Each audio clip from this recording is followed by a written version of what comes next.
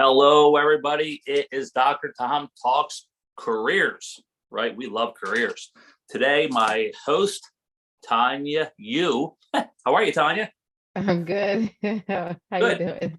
good. So, Tanya has a coaching business, right? Yes. Talk to me about that real quick, Tanya.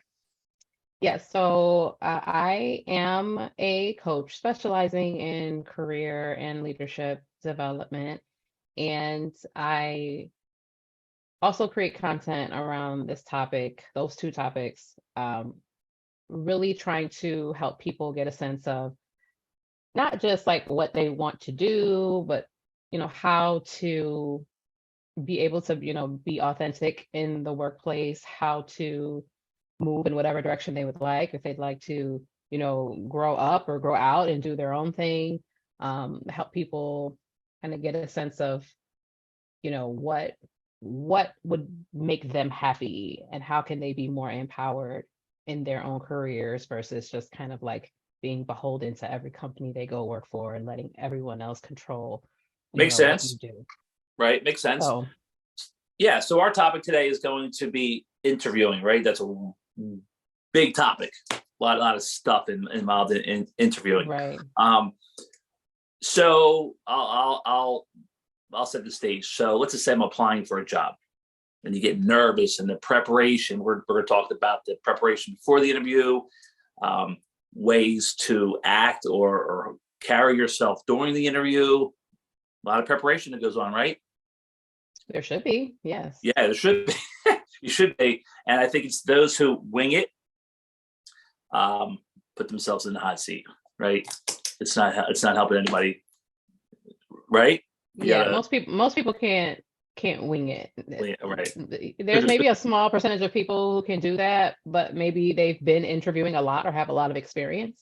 Yeah. But sometimes people have periods of time where they're not. You're rusty. You gotta like get back into it, and that's going to require you seeing like, what's popular, what's happening right now, what are companies looking for, what's going on in the industry that you're trying to get into. A lot of things you got to be prepared. So with that said, the floor is going to be yours. Let's start off with preparing for an interview right from the get-go. So one finds a job that they like or that they're interested in, they want to pursue it. What do we do? Well, make sure you study that job description. What are they asking for? What are the skills that they're looking for? Because that's really what people forget or don't realize. You're selling a skill set. That's what they're paying for. So studying that job description and finding out what do you see? What themes can you pull from that? And that's your first step. You obviously want to do some research on the organization itself. Is this a place that you want to work for? What does their LinkedIn page look like? What does their website look like? Their social media, all of that. So researching the company, really studying that job description, pulling out those key skills, and then thinking, which of these skills do I have? And what kind of stories can I craft to highlight using that skill? Because that's what they want to hear about in these interviews. And that's an area that people struggle with. But how much information can one truly get off a website? How else am I going to research a career or a company? Well, you're not. That's why you use the website, you go to their LinkedIn profile, company page, see who works there, what kind of things are they posting, looking at their social media. If you have any connections, first or second connections, that's great. Don't be afraid to ask people, not like, can you hook me up as a Yeah. company, but like, what is it like? What's the company like? What have you heard? What have you experienced about them? So there's a lot of different ways for you to get information to do that research. Are there a certain set of givens in terms of skill set? Like, what are the basic skills that companies look for, or are there any or not? I think it depends on the industry. I mean, yes, we talk about soft skills being really important and people not realizing that, but it really depends on the company and the industry. And so what is it that, if you're trying to be an event planner, Hmm? They probably want someone who's organized, someone who can handle multiple tasks and prioritize, has certain communication skills, attention to detail. I like to use ONET, which is a great website, onetonline.org. And you can go on there and you can input a job title, any title, and it'll bring up information and all the other, you know, jobs that are basically the same thing, because every company calls things something different. And they will list out for you, what do the people in this job do? What are the skills that they need to have?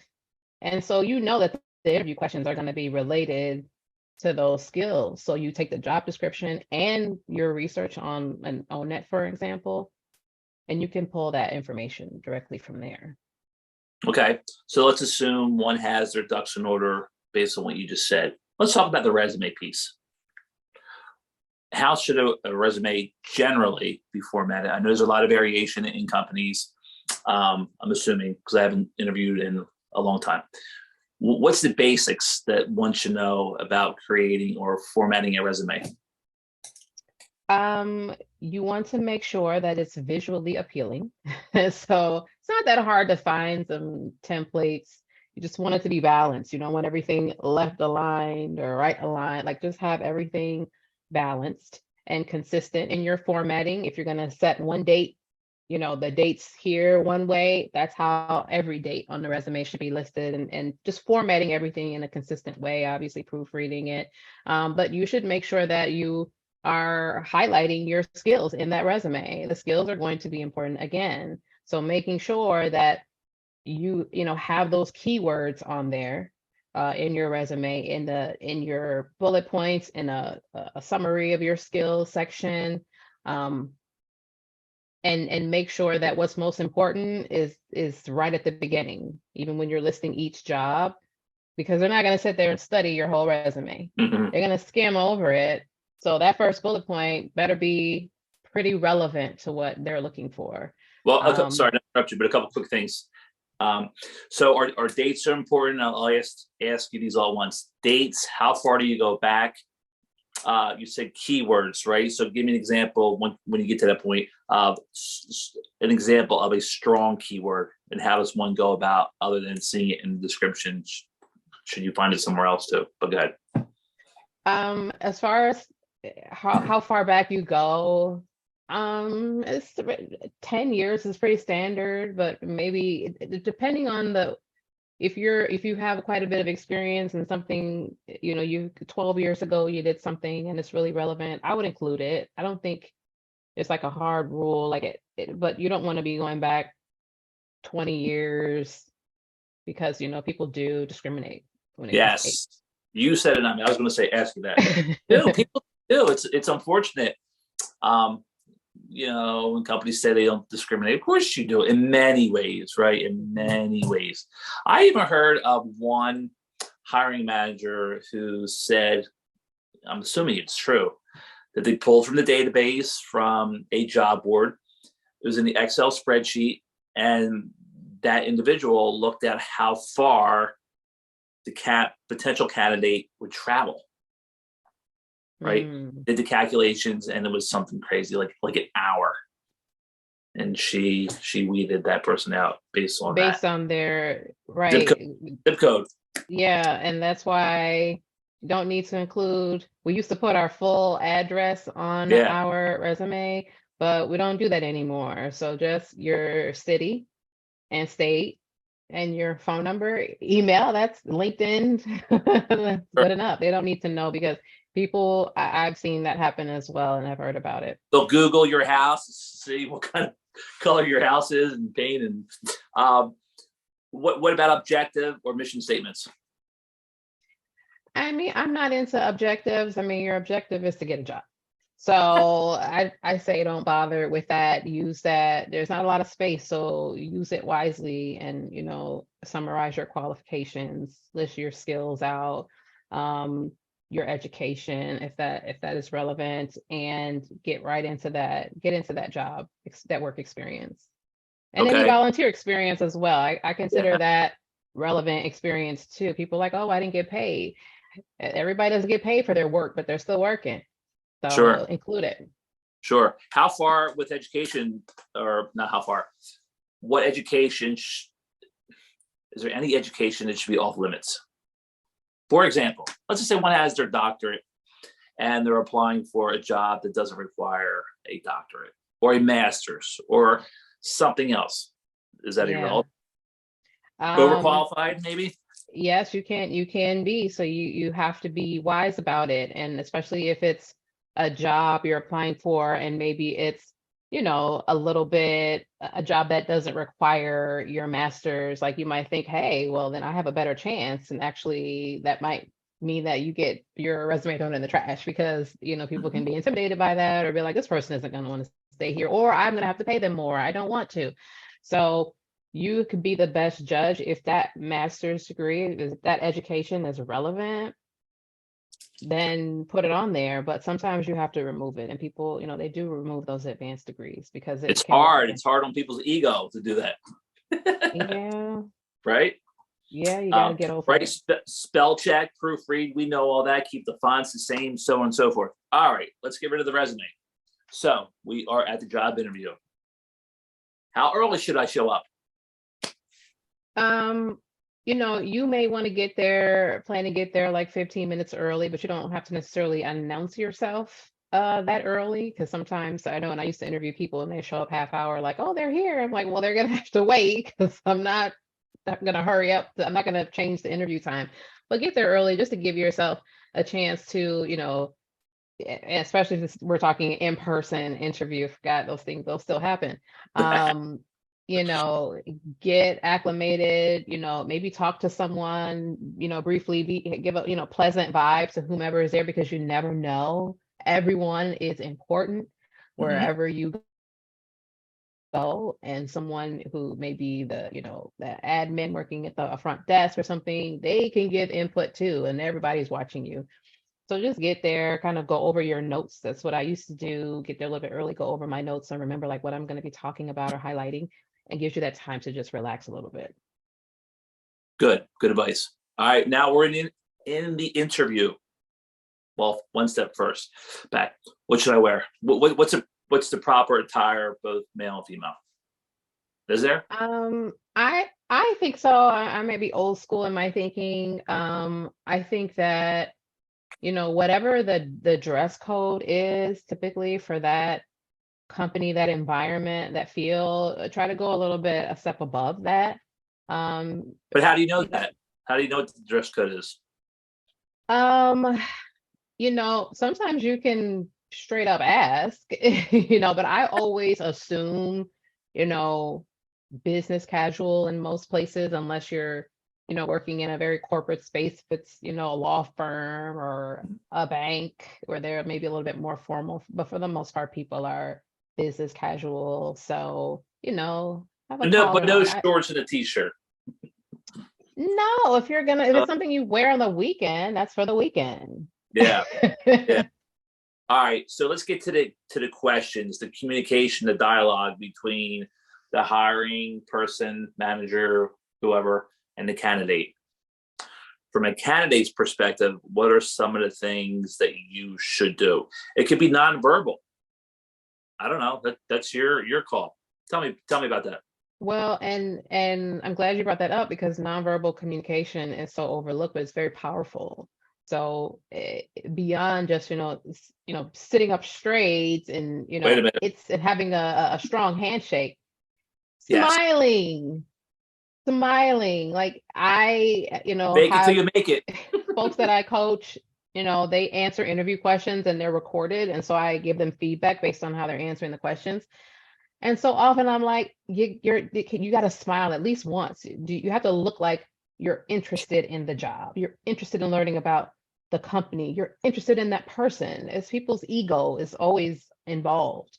Ask them questions. Sometimes you, the candidate, can make them more comfortable, because everyone who's in a hiring position is not always, sometimes they're nervous. Yeah. So you just, and you come off likable as you can. There's just some things you can't control, but just being pleasant and smiling and acting like you're really interested. I hope you are. Sure. That's why you're there. So That what are can some go of the things not to do? What should not be done in an interview? You want to avoid being too negative. Now, I think you could be real to a point, but not too real, because unfortunately, people, every word, everything you say is going to be scrutinized. So avoid being negative about other people, about other companies you've worked for. Avoid focusing on what you lack, like what you don't have and what you don't know. Um, Yeah, I you have a know, question. Go ahead.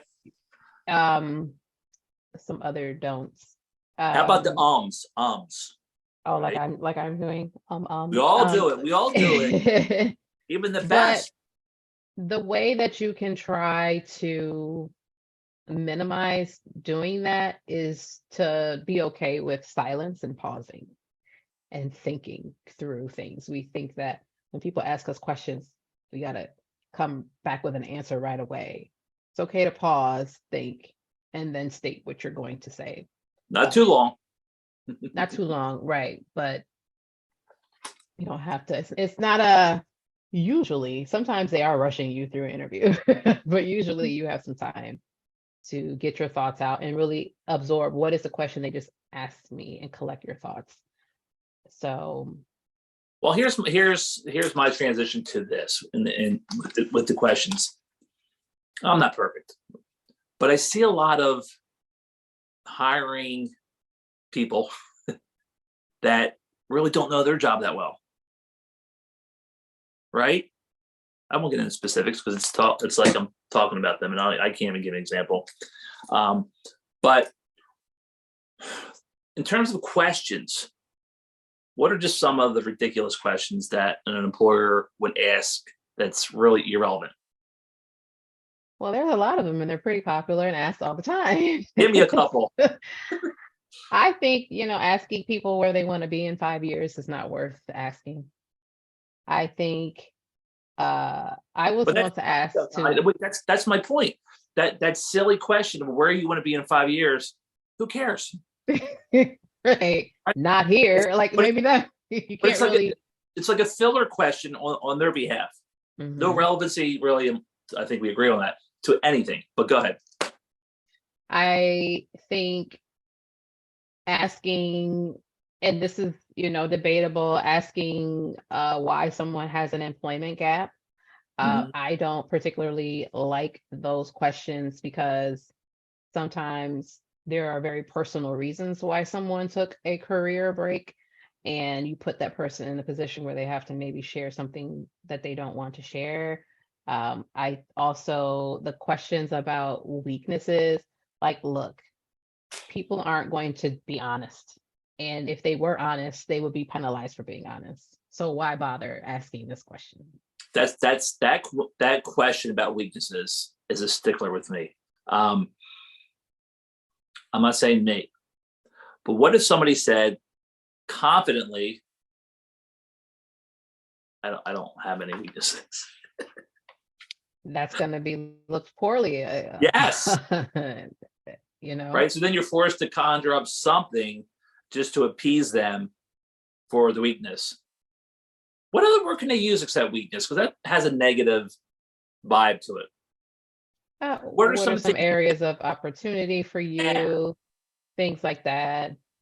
Yeah. And, as a candidate, you've got to be careful and not say, like, if you're interviewing for an event coordinator position, your area of opportunity is not like getting organized. Mhm. Has True. to be something that, and this is why I don't like, part of why I don't like these questions.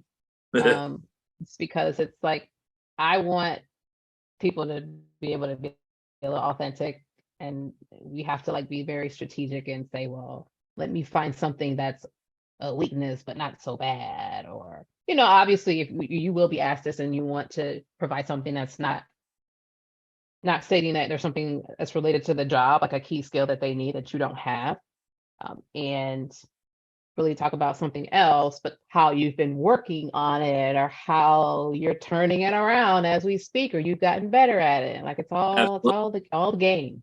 Right. And I'm going to petition after this call to eliminate the word weakness out of it. When it happens, it's because I did it. Let's talk salary. That's a big stickler. Mhm. Should you know the salary prior to the interview? I would love it if you've had a phone screen, for example, and they've, that information. I think it benefits both sides to get this out of the way and make sure that people know. And so I see nothing wrong with a candidate asking, what the range of pay is for the role. But so then why would the employer not say anything, or be reluctant, possibly not to say or mention what the salary is, or the range? Because that Well, happens. they know it's low, or they want to hear what you want. They want to hear, you know, sometimes it's like, okay, because sometimes a lot of people don't know. They really do not know. Every company pays something different for the same type of job. Mhm. And so if they can afford to get you cheaper, But you could price yourself out of the job quickly. you can. But I say this, if you know what you would like to make and it makes sense for your level of skill and experience, then if they can't afford to pay that, then that's not the job for you. It's not the company for you. So thank you for, letting me know this is not a match, Right, you know. right. So what questions are okay and what questions are not, if any, to ask the hiring person? So what questions are not okay for the candidate to ask? Correct. Yeah. Um, I'll give you one example. So is it okay for me to ask you how long have you been with the company, what you like about the company, what you don't like? Are we crossing that line? oh yes, I'd love to know. I'd love to know what your experience has been, what your career path has been. Things that you really love about the direction the company is going in. What are some areas of opportunity for the company as well? Like some of these questions that they ask you, if you can do it in a way that's not like snarky, you can ask some of those of them as well, because this is a two-way street. We're both interviewing each other here. And so So you can, you won't recommend asking them what their weaknesses are? well, because the reason why I say I wouldn't for them as an individual is because I don't like the question being asked of me, but I'm Yeah. interested in what the company or what your department, is, what I don't want to say the weaknesses, but what are some areas that you want to get stronger in? And then on this team, in this department, what are you looking for? What would you like to see? What can be improved? Because Hmm. then it's not so personal about that individual. Sure. And lets me know, because this is something then you as a candidate can offer up some, again, fill in. Well, this is what I've done that's helped where I was before. So I can, immediately start jumping in and addressing that need. Yeah, that makes sense. So let's jump to the end. Things went well, hopefully. Yeah. What questions, again, if any, like where does each side stand in terms of where do we go from here? Who is to answer that? Who is to ask the question? And then part two to that is, what steps should the candidate take once they leave that place?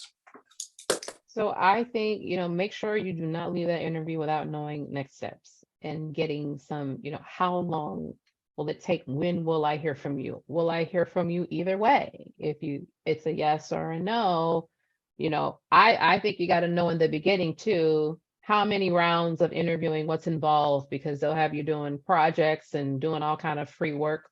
We don't do free work.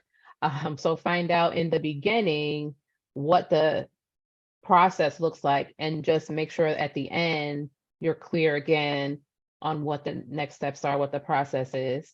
And afterwards, do you follow up with people? A lot of people don't do that anymore. I see nothing wrong with sending a quick email. It was great, meeting with you. You want to remind them of anything, anything key, or a little, something funny that you laughed about. If you can do it in a genuine way, is that going to help you to get the job? It might not, Right. but it doesn't, I don't think it's going to hurt you Mhm. either. And sometimes, especially if you're someone that's not very good at conveying your interest, Mhm. that follow up can convey, like, I really am, after meeting you all, I really am interested in this role. Yeah, and I agree. I don't think it can hurt. Definitely not. Um, if anything, help. But you made a good point about projects, right? After the first interview, they sometimes will ask you for different reports, right? Your portfolio, some things that you've done in the past, or what would you do in this situation? I'm a little leery of that, Mhm. right? Kind of, you know where I'm Yeah. going with, right? Because you're handing them possibly free stuff. Yes. And this happens a lot. um, there's a difference between them wanting to see you in action. Um, so if I'm interviewing for a coaching role, maybe they want to see me live coach someone on the interview. I have Okay. no problem with that. Hmm. But if you want me to, like, develop a mini curriculum, and you want to do like, now you're asking me to create things or solve problems that you have for free. Hmm. So you as a candidate have to think about, what it is and how much time it's going to take, and if it's really worth your time. Are you that interested, and do you feel like they're just trying to get free information or get ideas from you? Yeah, it's um hard because at that point you have one foot in already. mhm. It's comes down to you deciding. What about taking projects or information to support your cause based on their request from your current employer? Oh, well, I don't know it from your current employer. I don't know about that, because that probably belongs to your current employer.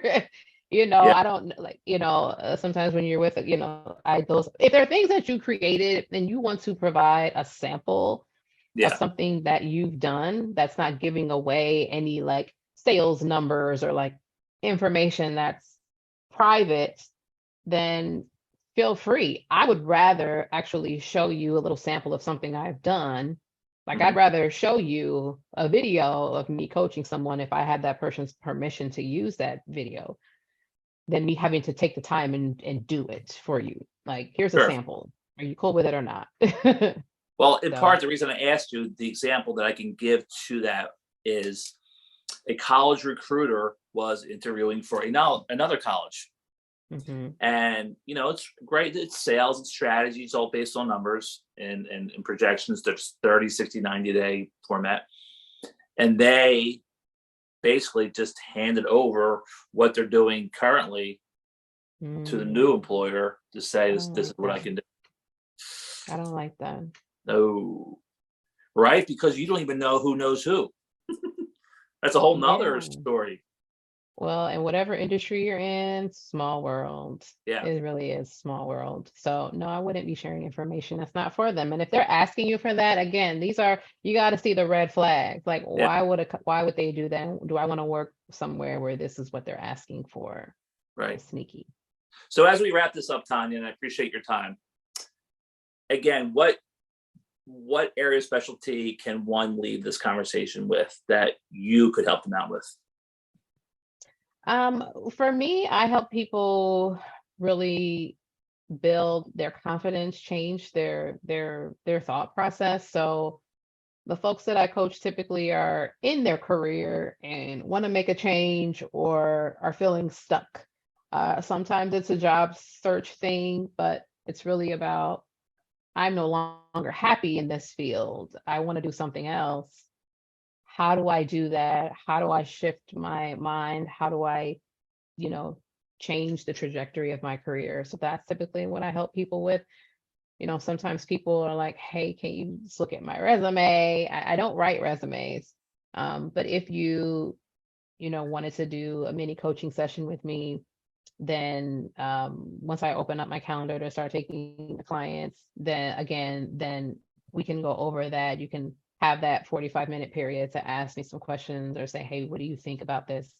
What do you think about my thoughts about leaving this field, et cetera? We can, talk about it in that session. You are a job therapist. Oh, I'm not a therapist, but No, but I love it. You're listening to people's needs. What do people struggle with most today with interviewing? What do you think? What's the two common things? confidence and explaining what they've done. Explaining Why their skill set, why do they articulating lack that. confidence? Well, when you work in, a lot of people are working in some unhealthy environments. Like they are being micromanaged. That does a number on your confidence. They are, being, bullied in the workplace. They are not growing and they're working and working and working hard and they're not seeing movement. And so they start to wonder, like, is there something wrong with me? Am I not enough? Am I not good enough? And then they stay in these places that are not healthy because they're like, I don't have what it takes to make it here. Who else will want me? And so that is a big part of why people's confidence is so broken. And no one really tells you how to navigate this thing called, career. So people Stressful. are learning on their own. I would And it is a piggyback on lot. that.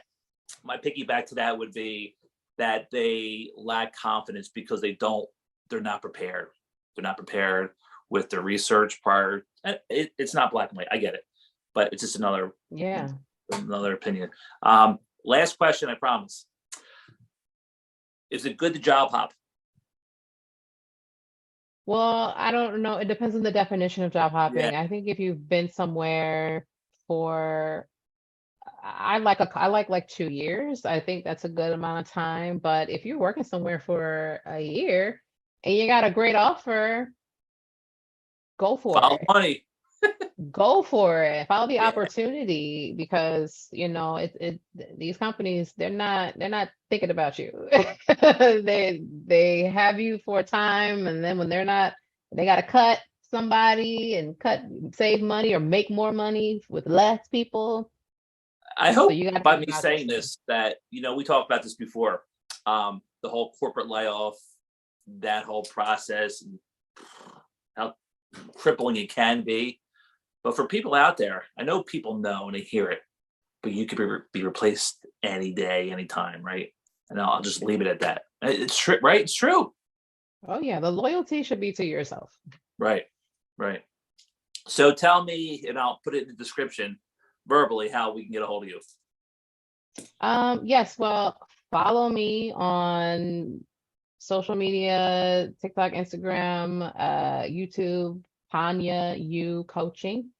And there you can, access my website, TanyaUcoaching.com, where you can download a free career transition checklist for those of you who are thinking like, want to make a move. There's some things you got to do first or should think about first. So feel free to do that, or you can email me as well, Tanya@TanyaUcoaching.com. And yeah, if you know that you want to meet with me for a session, I'll start taking clients again in a few weeks. Okay. So happy to meet with you. That's awesome. I think everybody can use help. Yeah, even me. We all look. Aspects of life, right? We all. Hey, need I always it. thought I knew it all. Well, I think you do. No, you know enough. I'm open these days. You know enough. Goodness. But all right, Tanya, thank you very much for your time, and we'll talk again. Thank you for having me. I appreciate it. All right.